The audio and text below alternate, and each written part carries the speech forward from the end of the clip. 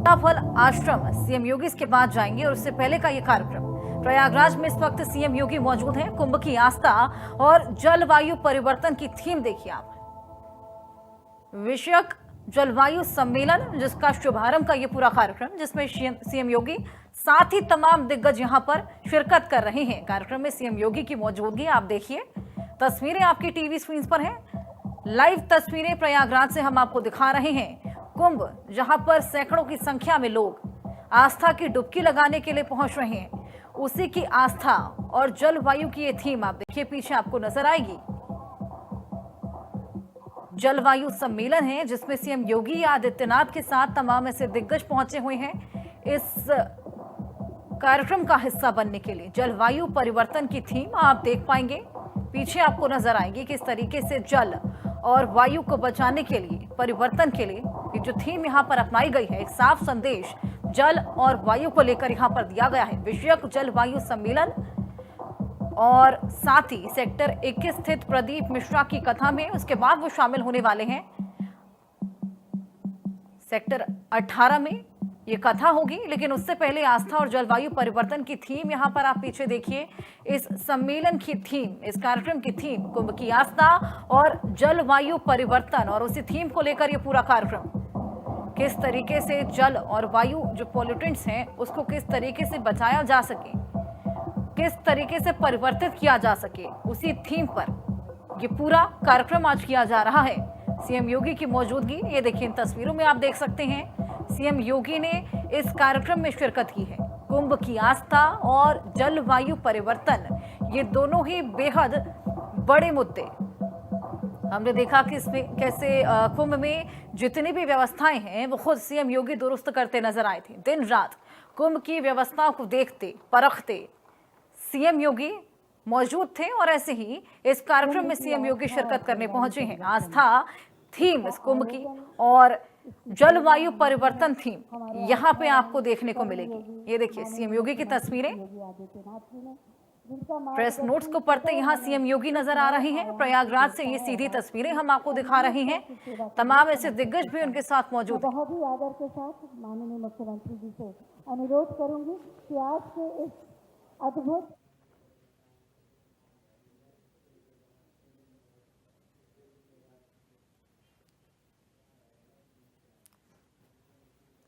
और चलिए इन्हीं तस्वीरों के बीच सीएम योगी का संबोधन भी होने वाला है, आइए आपको सुनवाते हैं।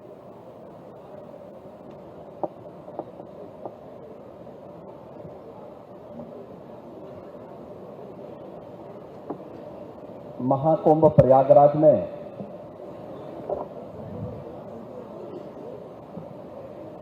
Fate of Kumbh and climate change यानी कुंभ की आस्था और जलवायु परिवर्तन से संबंधित इस विशेष कॉन्क्लेव में अपना आखिरी वचन देने के लिए यहाँ पर उपस्थित जगतगुरु शंकराचार्य पूज्य स्वामी वासुदेवानंद सरस्वती जी महाराज, परमार्थ आश्रम के परमाध्यक्ष पूज्य संत स्वामी चिदानंद सरस्वती मुनि जी महाराज,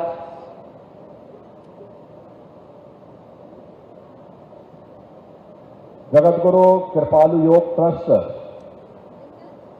के संस्थापक परम सम्मानीय स्वामी मुकुंदानंद जी, उत्तर प्रदेश सरकार में मंत्रिमंडल के मेरे सहयोगी डॉक्टर अरुण कुमार सक्सेना जी, श्री के.टी. मलिक जी, माननीय विधायकगण श्री हर्षवर्धन वाजपेयी जी, दीपक पटेल जी, गुरु प्रसाद मौर्य जी, श्रीमती पूजा पाल जी, श्री सुरेंद्र चौधरी जी, प्रदेश के मुख्य सचिव श्री मनोज कुमार सिंह जी, जीआई फॉरेस्ट के अध्यक्ष और सीओ श्री चंद्रभूषण जी, आज के इस कार्यक्रम में उपस्थित इस महत्वपूर्ण विषय से जुड़े हुए सभी विशेषज्ञगण और उपस्थित बहनों और भाइयों,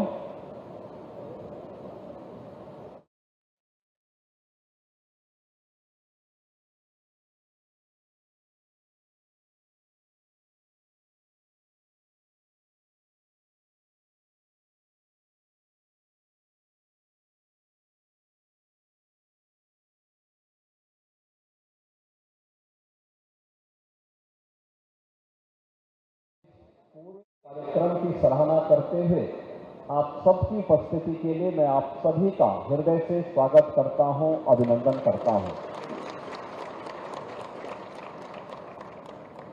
मुझे यहां आने में कुछ देर हुई। कारण था कि मैंने कहा मैं एक बार जब प्रयागराज में आया हूं तो आने वाले श्रद्धालुओं की व्यवस्था को लेकर के जब भी मैं आता हूं तो एक बार थोड़ा व्यवस्था के नजर दौड़ाता हूं। जब हम आज के परिप्रेक्ष्य में जलवायु परिवर्तन की बात करते हैं और एक दूसरे पर दोषारोपण करते हैं तो वही स्थिति महाकुंभ के अवसर पर भी हम सबको देखने को मिल रहा है। मैं ऊपर से सर्वे कर रहा था, देख रहा था अलग अलग जगह पर पार्किंग की जगह खाली है, लेकिन हर व्यक्ति सड़क पे अपनी गाड़ी पार्क करके और संगम में स्नान करने के लिए चला रहा है। अगर वही व्यक्ति पार्किंग के स्थान पर अपनी गाड़ी खड़ी करे, हो सकता है उसको 100 मीटर पैदल चलना, 100 मीटर और पैदल चलना पड़ सकता है, लेकिन कहीं सड़क पे जाम नहीं होगा और आसानी से वह संगम में स्नान भी करेगा और फिर आसानी से यहां से निकल करके अपने गंतव्य तक भी पहुंच सकता है। और यही हमारे दैनिक जीवन की भी विसंगति हो गई है। हर व्यक्ति केवल दोषारोपण तो कर रहा है, लेकिन इस जलवायु परिवर्तन से बचने के लिए किए जाने वाले प्रयास में हम सब कहां भागीदार हैं, इसके बारे में चिंतन में सहभागी बनना और फिर उसको अपने व्यवहारिक जीवन में उतारने में कितना भागीदार बन पा रहा है, ये सचमुच महाकुंभ के संदेश का हिस्सा बनना चाहिए। हम सब आए हैं यहाँ पे त्रिवेणी के संगम में स्नान करने के लिए। आप याद करिए, आज से 10 साल पहले क्या गंगा और क्या यमुना नदी इसी प्रकार की अविरल और निर्मल रह गई थी?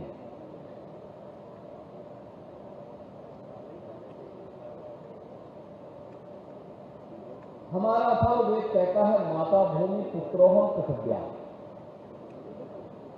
यह धरती हमारी माता है, हम सब इसके पुत्र हैं।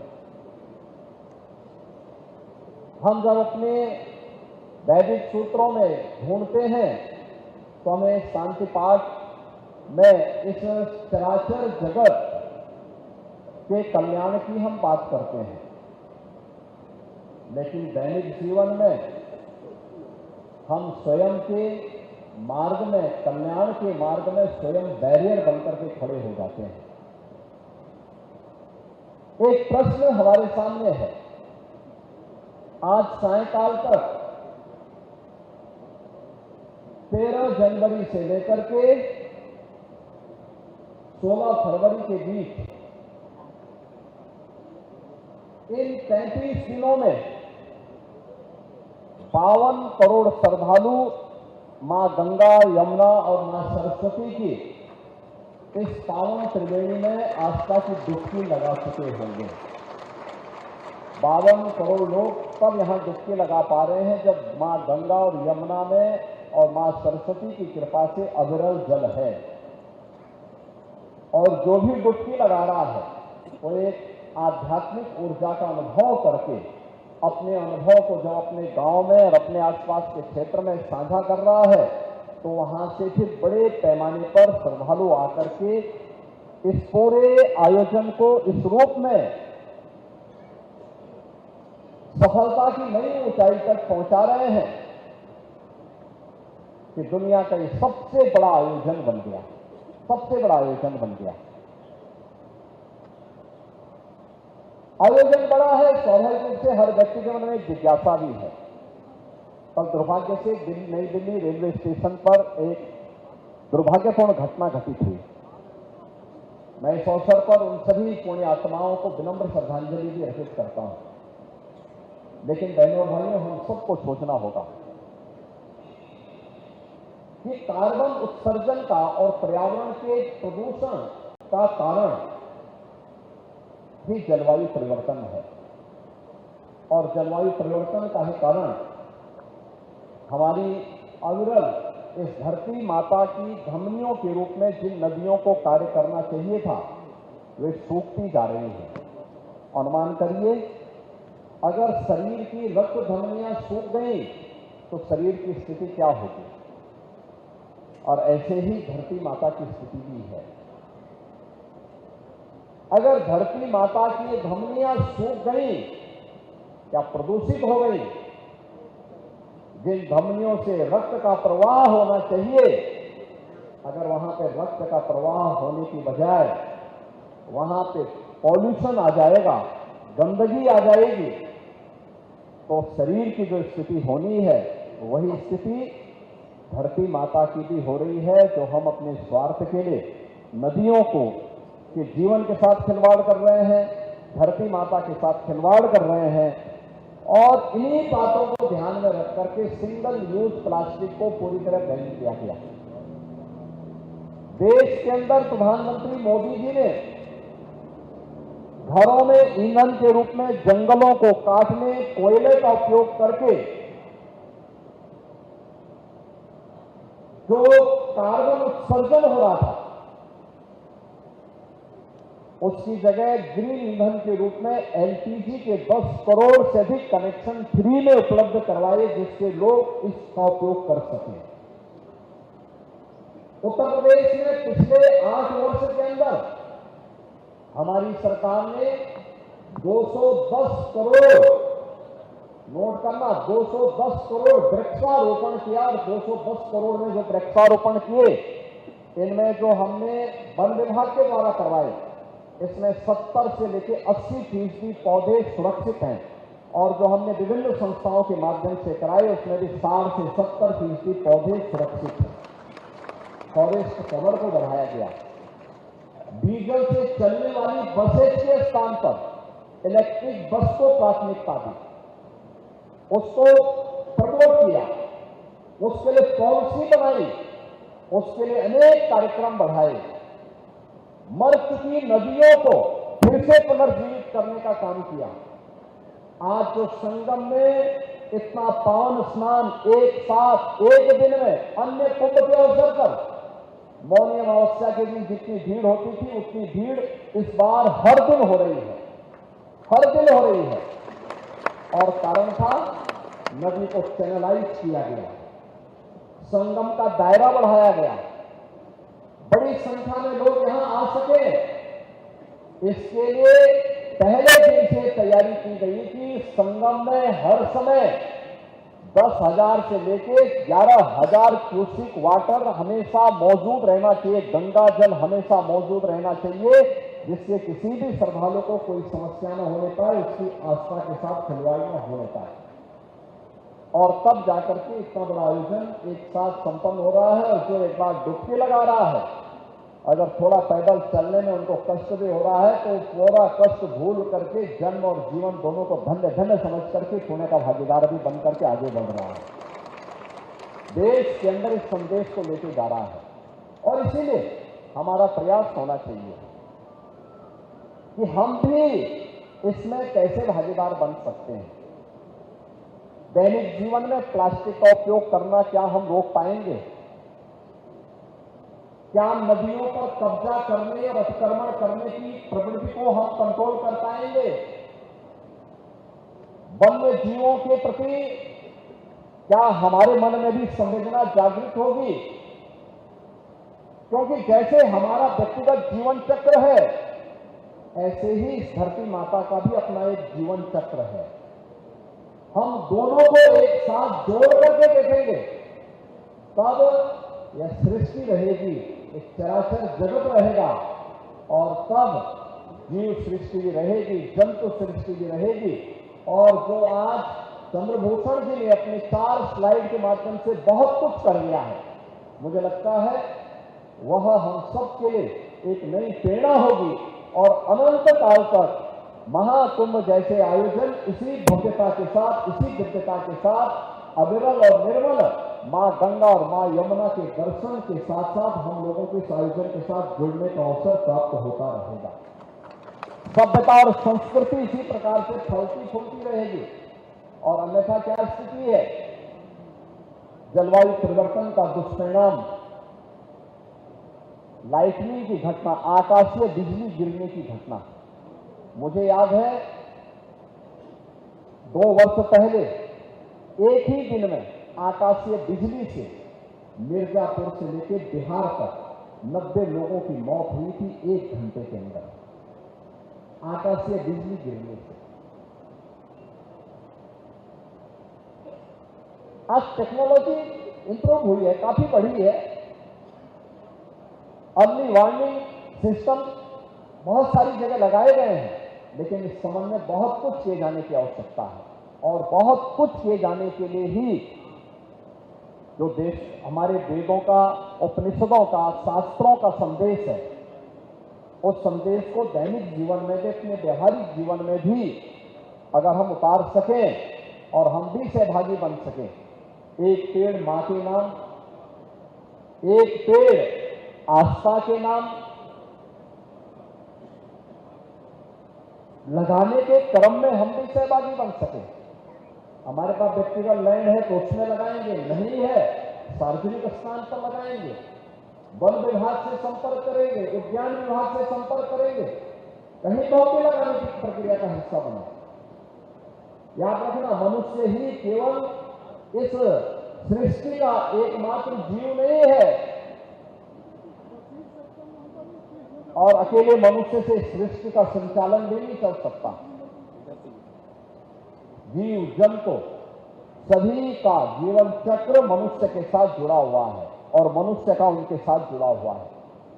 जब ये सभी का अस्तित्व रहेगा तो हमारा भी अस्तित्व रहेगा।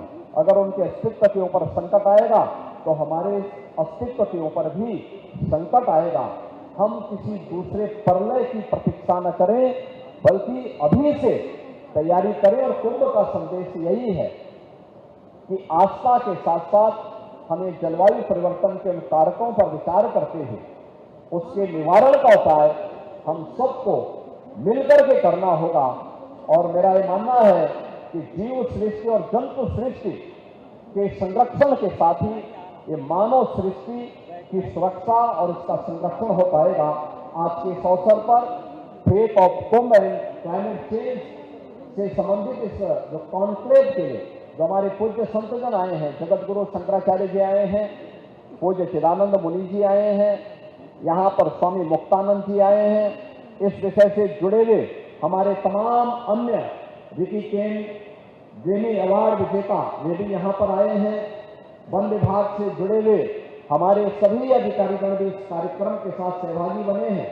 मैं एक बार फिर से महाकुंभ प्रयागराज में और इससे जुड़े हुए विभिन्न विषयों से जुड़े हुए विशेषज्ञगण इस आयोजन के में सहभागी बन रहे हैं।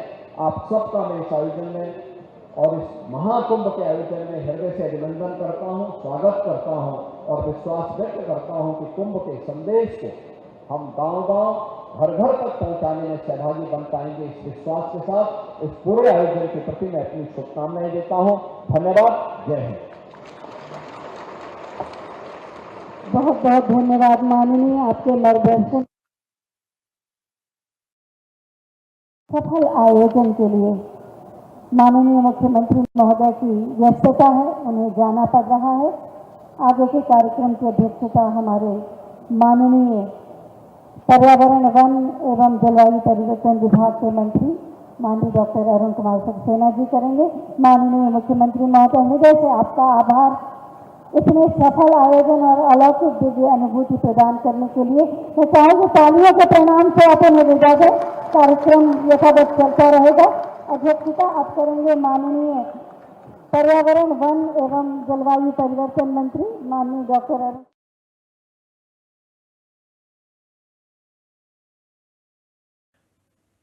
महाकुंभ की चर्चा आज पूरी दुनिया में हो रही है और साथ ही मुख्यमंत्री योगी ने कई बातों का जिक्र किया।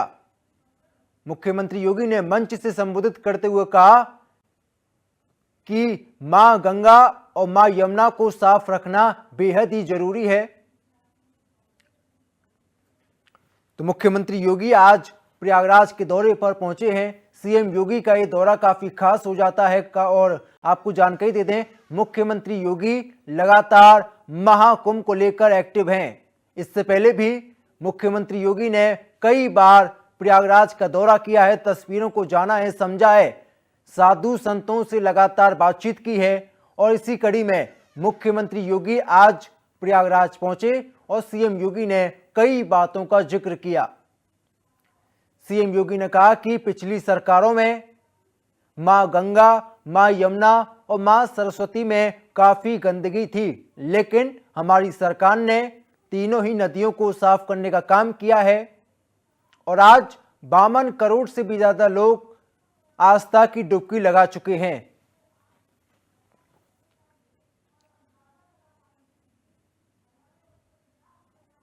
और ये तस्वीरें आपके सामने जब सूबे के मुख्यमंत्री यहां पर पहुंचे और सीएम योगी ने कई बातों का जिक्र किया।